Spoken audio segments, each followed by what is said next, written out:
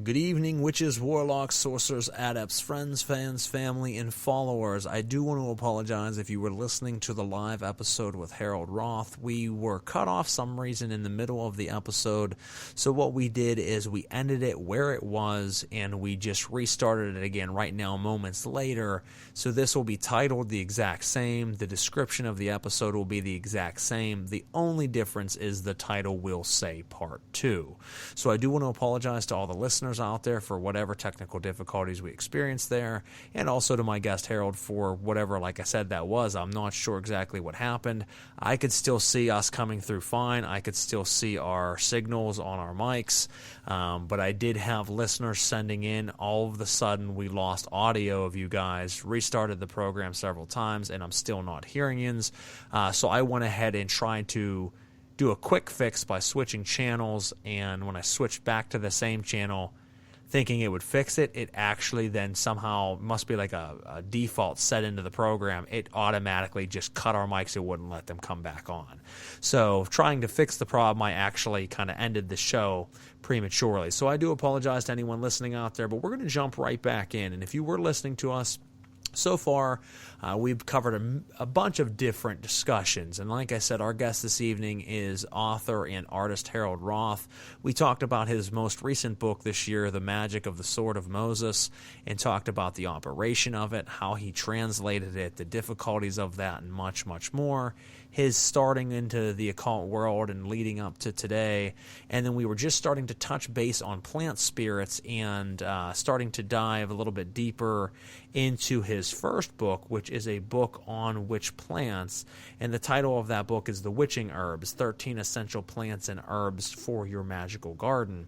And we were just starting to talk about the Tura plants and their spirits, and then everything went haywire. So that'll get you caught up. If you are listening right now, make sure that obviously you go to part 1 and listen to that first hour of content that we put out. Actually, it was about an hour and 15 minutes. And for the next 15 or 20 minutes, we'll finishing the discussion on his first book and catching back up where we were. So Harold, I apologize for that, but luckily we were able to get it back up and get it in action. I was talking about how this Datura, and in my book I talk about Datura stramonium, thorn apple, which is like the common weed in North America. But this was Datura anoxia, which is more likely to grow in the southwest of North America. And it started growing in this pot, and I decided that I would give it its own separate pot if it wanted to grow. Obviously, there was a reason for it, because I had grown them many times in the past, but I did not plant that seed. Okay. Anyway, so I potted it up, and it got nice and big, and it started getting flowers on it under the lights, and it had 4 flowers in this most beautiful square shape, one at each point of the square. And then they started to open. And Datura has a beautiful scent of flowers with this kind of lemony, jasmine-y smell. Anyway, so I got up in the middle of the night, because I do that a lot now, and just an old person thing. And I was reading, and I wasn't reading anything weird. I was reading a historical mystery. Okay, so I was sitting in my chair reading, and I kept smelling this really nice smell. And I was like, boy, where's that coming from? It was so wonderful. And then I started hearing this noise, and it sounded like keys being sort of tapping each other, that little clinking sound that keys make when you move them. And I realized, I had my keys hanging on the door on one of those magnetic hooks. And it was like about, I don't know, I'm not good with feet, but it was a ways down the other side of the room. And come here. I looked at it, that bunch of keys, and I could see that looks like one of them was moving around. And I was like, I have to go see that. you know, what is that? And as I got closer, I could see that that the keys kept making this noise. There was nobody on the other side of the door. We weren't having an earthquake. I mean, there was no physical reason for these keys to be doing this. And one of the keys had this sort of shape like this, and the very end was going like that, okay? And I was like, oh boy, I got to get a picture of this. And I went and got my phone, and I said, because I must be hallucinating. And if I take a photo of it, it'll show me whether it's real or not. Well, I took my phone, I pointed at it, immediately stopped. Okay? So I went and sat down, and I thought, okay, what is this about? And I thought, well, for one thing, I know that the scent of Daturas is psychoactive. The perfume of the flower contains alkaloids. But I'd never really so much experienced that effect of the alkaloids from the scent just by not even trying, just by sitting there, and it releases its scent at night. But I also felt the other half of the experience was spiritual, in that what I was seeing, my hallucination, it was keys, representation of, or a symbol of Hecate, who I have made a lot of paintings of, and consider somebody, somebody important to me, to my life, my practice, and that what's more, these are the keys hanging on the door. So I felt like this is a definite contact, not with a bunch of alcohol, but with the plant spirit itself, and giving me a message about working with that stream of entity, that God. And it came up later in other ways. But that particular one, it was like, okay, here's the door. Here is where you enter into this whole practice. And I later came to have experiences with Chamunda, a Hindu goddess who's like a manifestation of Kali. And bang, it was just really, I felt like a really profound experience, but one that for me combined the material experience with the plant with the spiritual experience of the plant spirit. I love that, because it actually, so something you said really resonated with me there, because, so real quick before I jump into my story, it kind of piggybacks off of Harold's, is I would like to give a major shout out to Emporium Black. If you guys are listening out there and it's something that interests you as far as trying baneful plants or witchcraft herbs in your ritual practice to be able to to be able to tap into higher levels of consciousness, Emporium Black makes truffles. Now, truffles are beautiful chocolates that you can eat that are infused with different type of witchcraft herbs. They are safe to eat. He has sold thousands of them without any adverse side effects, and it's just enough to help you tap into that consciousness, not enough to get you like a psychoactive high, but it will, at the same time, tap you into those consciousness levels. So I believe, if I'm remembering correctly, the one night I ate Persephone's Nightshade Truffle. And that is made with Amanita muscaria, fly agaric toadstools, datura, henbane, blue lotus, and pomegranate, if I'm thinking correctly.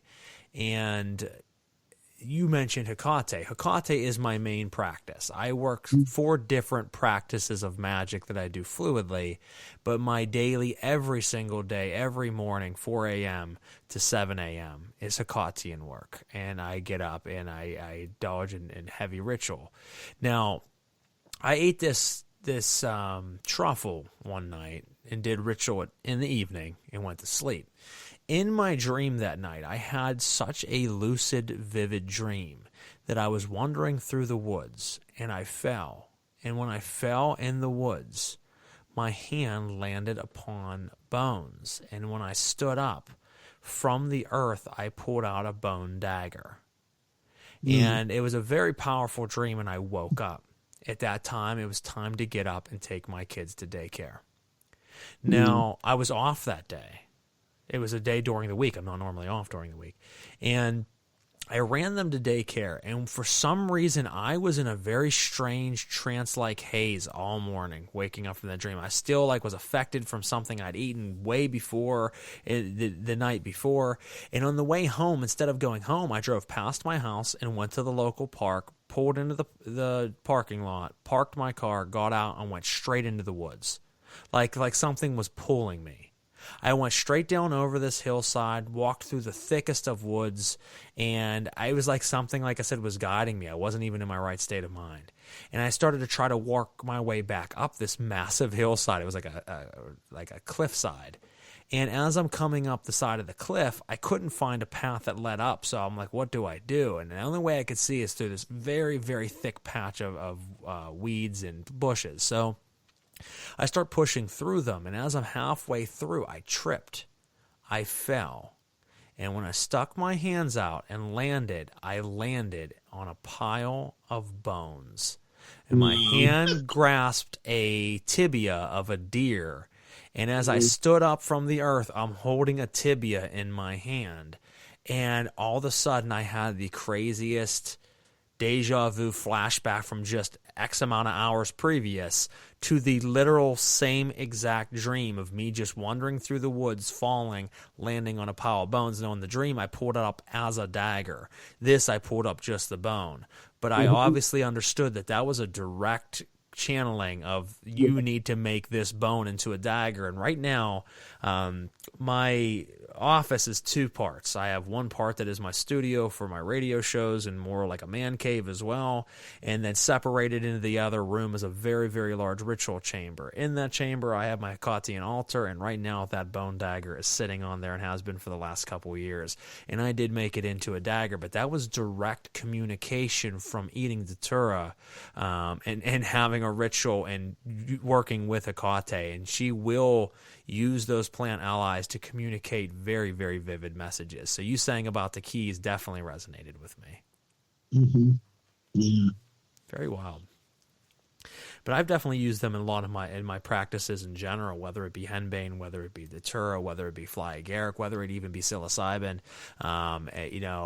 Doing it in a responsible manner, not by any means to get high, but being able to tap slightly higher in elevation during controlled energy channeling of ritual to tap into levels beyond the norm. And it has been a great plant ally. And what I noticed is, and you can tell me if you believe a little differently, because I know everybody that does any type of work with witchcraft plants, some people believe that each and every individual plant has its own intelligence, or they believe that breed of plant has its own unified intelligence, so that a datura would all be one specific spirit that is amongst all of the plants, but each time that you use that plant, it's the same spirit.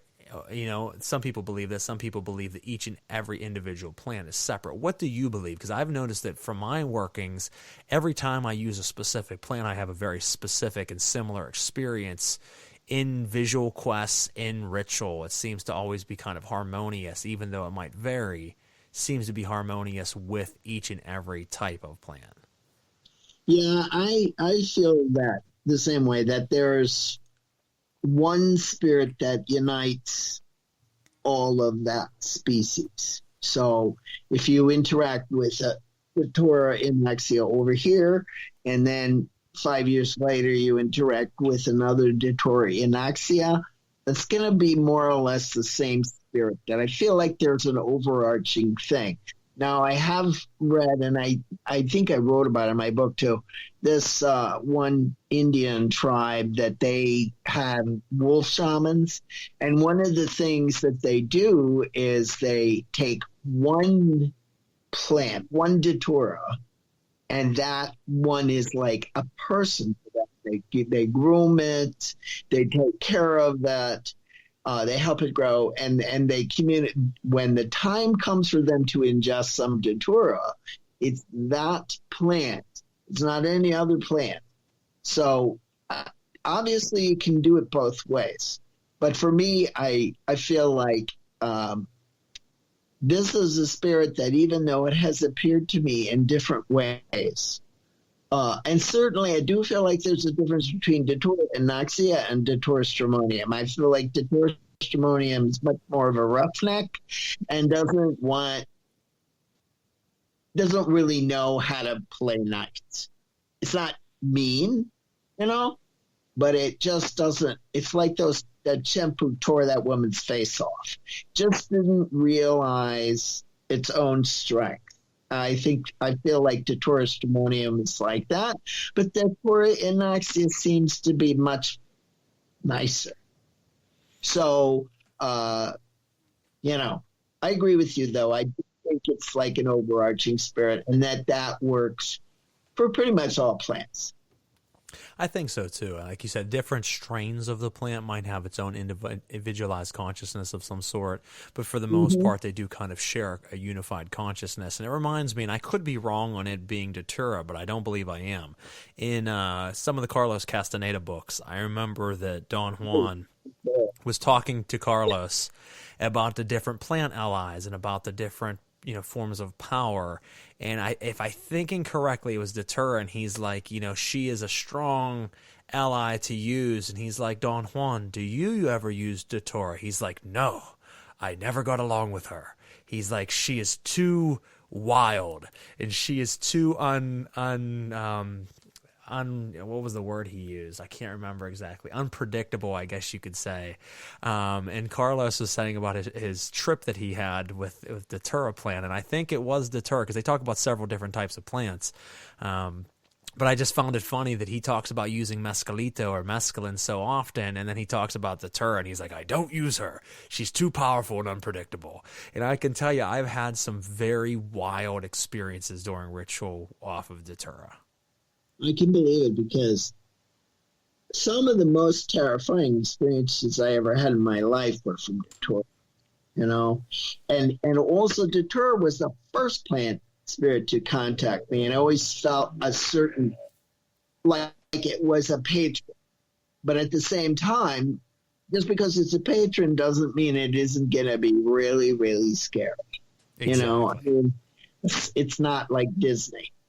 It isn't. No, and one of the ones that I know people, it's so known in lore, but no one actually understands, is people see the red and white mushroom. They see Amanita muscaria, and though, everybody associates it being like, oh, it's magic mushrooms. No, it's not psilocybin, it's muscimol, and it's a completely different type of experience and vision quest. And I got to be honest with you, 99% of the people wouldn't like it. It is a very, very unique experience, but I will tell you that using Amanita muscaria in ritual, for those that coincide with it well, because a lot of people don't, they have bad experiences, it can do that same type of deal where it can be your friend one moment and not the next, but either way there's lessons to be learned, and it'll take you to planes of existence that you can't fathom, and it is an ally.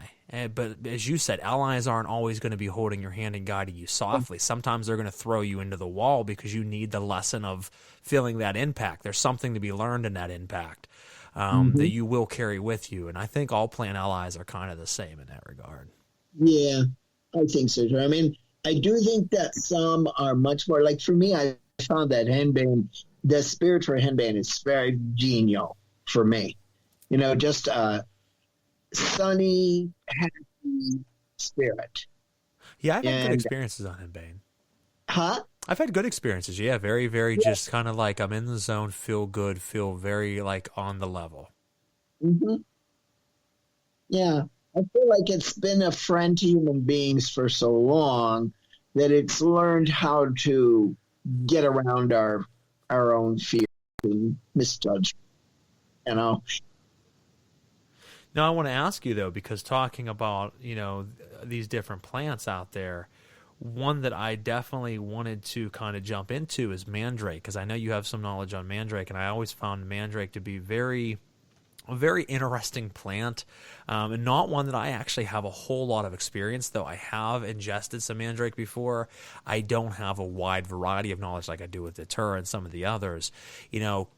What are your thoughts on mandrake? Why is it such a mysterious plant? Why is there so much legend and lore about it? I mean, from stories I've heard that there's tales of us actually being created from mandrakes, that the human race was actually mandrake at one point in time, to stories of people tying dogs to the roots of the mandrake to pull them out because anyone who pulls the mandrake will die, so they would use animals to do it because of the fear. What do you know as far as experiences as someone who's actually grown and cultivated mandrake root? What do you know and experience from that? I found it to be a very, once again, a friendly spirit. One of the monikers it has is Shining, the Shining one. And when I first read that, I was like, what? Why they call it that? It's nothing shiny about it. So the leaves are kind of shiny, but they were talking about a light, okay? But eventually I came to feel that the light that they're talking about is one that the plant spirit itself gives off. That this is like, I did have a vision where datura appeared, and it led me through some rooms, and I looked up, and on the ceiling was a mandrake plant with its leaves spread out, and I saw that, and I thought, that's for later.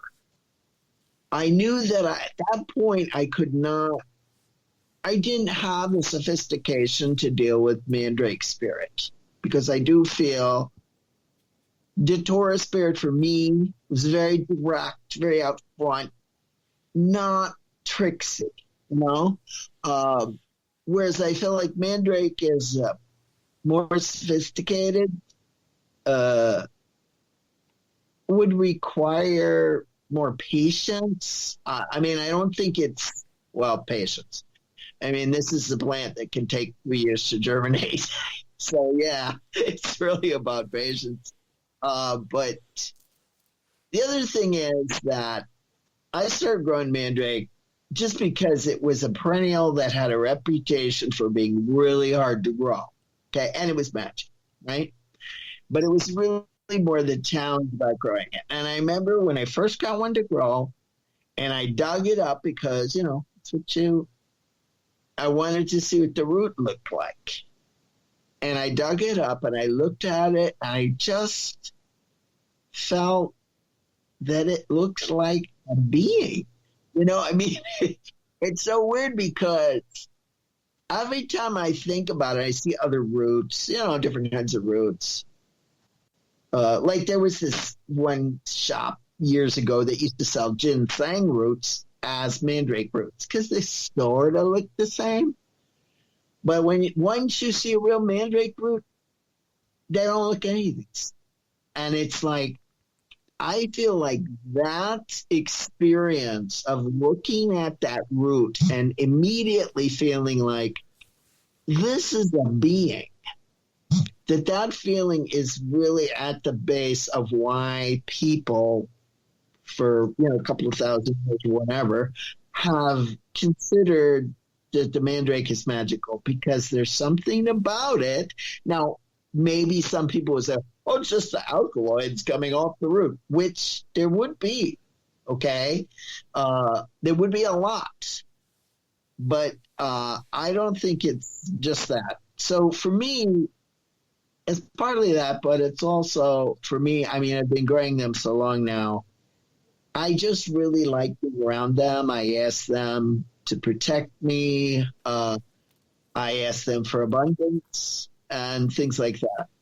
And I feel like I get it, for the most part. So that's beautiful, man. I think it's powerful too. You are right. They don't look like anything else out there, plant-wise. They are very much their own unique being. and it's powerful. And like I said, I only have a little bit of experiences as using it in ritual practice or using it as an entheogen, but I have had experiences, and it's been good experiences. So I can only imagine growing it, because as you said, I know it's a very hard plant to grow, and I've never been one to try my green thumb and try planting it. I've been able to be fortunate enough to have friends who are very good at that, and being able to use these plants for oils and tinctures and different things of that nature.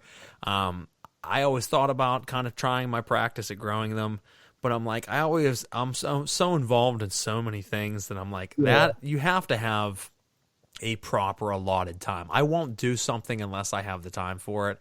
And that's one of those things where I'm like, I can't take that on, because that in itself is like a lifelong journey. Yeah.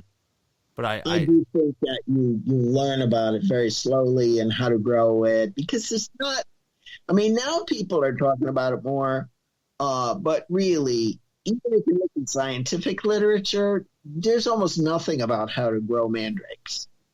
And yet there's articles about how to grow belladonna, so it's just sort of like, or datura. So even at the scientific level, there isn't this experience, this knowledge, this body of knowledge that you can refer to. You just have to go into it blind, trusting. I think sometimes that's the best way, though. It's experience. Yeah. You're going to fail. But you know what? The good thing, and I've always said this, is failures are more important than victories, because whenever you have an extreme failure, it is a lesson that you learn and you don't make again.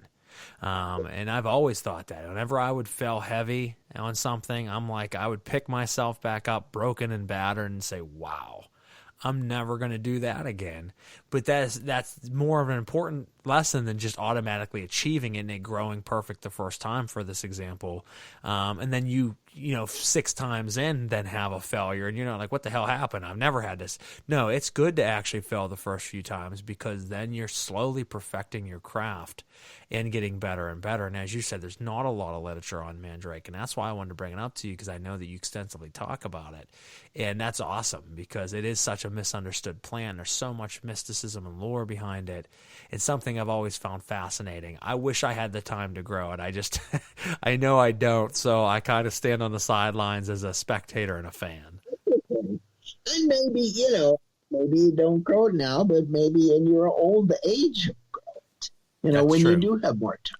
That is true, yeah. Maybe whenever my kids are a little bit older and I have a little bit more time, I can jump into the mandrake root and explore it from a different perspective than I have. Mm-hmm. So, no, I appreciate that. Well, I'll tell you what, we're running out of time here. So, Harold, I always ask my guests, is there anything else we should keep an eye out for coming up? Obviously, you talked about the Book of the Nephilim that you're going to be working on and eventually putting out. But anything else we need to know about, and also where the fans out there listening can check you out at?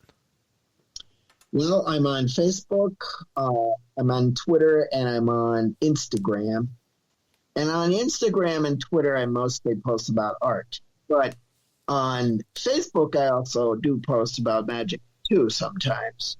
And Facebook, I post more frequently. I have my own website called haroldroth.com, where it's really all about my art. I mean, I sell my books on there, but it's really all about my art, because that's kind of like, I don't know, it's something I don't get to focus on a whole lot. So, I'm glad to talk about occult stuff. I enjoy it. It's a big, major part of my life. But so is art. So anyways, they can always come and look there. I have paintings, I have prints, etc. You heard it, folks. If you're listening out there, make sure you go to haroldroth.com. Purchase some of Harold's art. He does great jobs, and he has some really cool paintings and different things he's put out. I got to see a lot more of it before Facebook decided to ban me for life, and now I can't see anything. And no. Yeah, I got banned for life. I'm not allowed to even have an account now. So at that point, I actually left social media altogether. So now I'm not on Instagram, Facebook, Twitter, nothing. So I literally don't exist anymore, but that's okay. I'm kind of enjoying it. But if you're out there listening, he does make some wonderful artwork, so go check it out.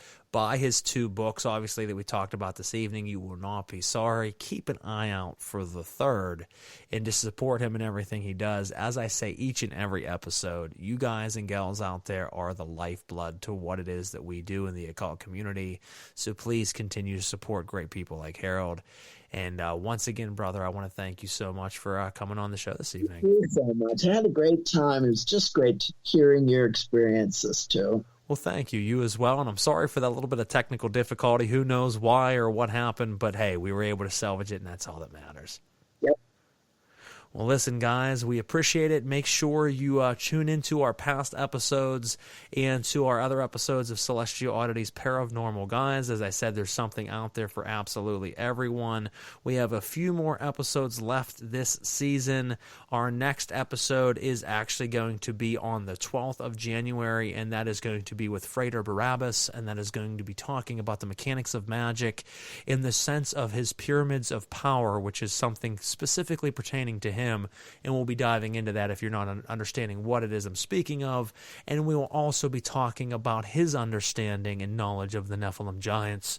And then we do have the episodes coming up where we will be interviewing Faustus, I can't remember his last name, for Celestial Oddities. I apologize, I don't have it in front of me.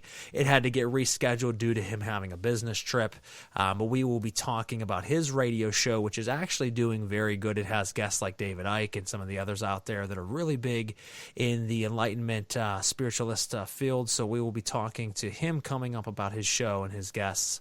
But make sure you tune into all of our episodes, share them around. We appreciate it, and other than that, we will see you here on Knights of the Nephilim on January 12th with Frater Barabbas. Harold, once again, you have a wonderful evening, and thank you for coming on. Thank you. We'll catch you next time, guys, on Knights of the Nephilim.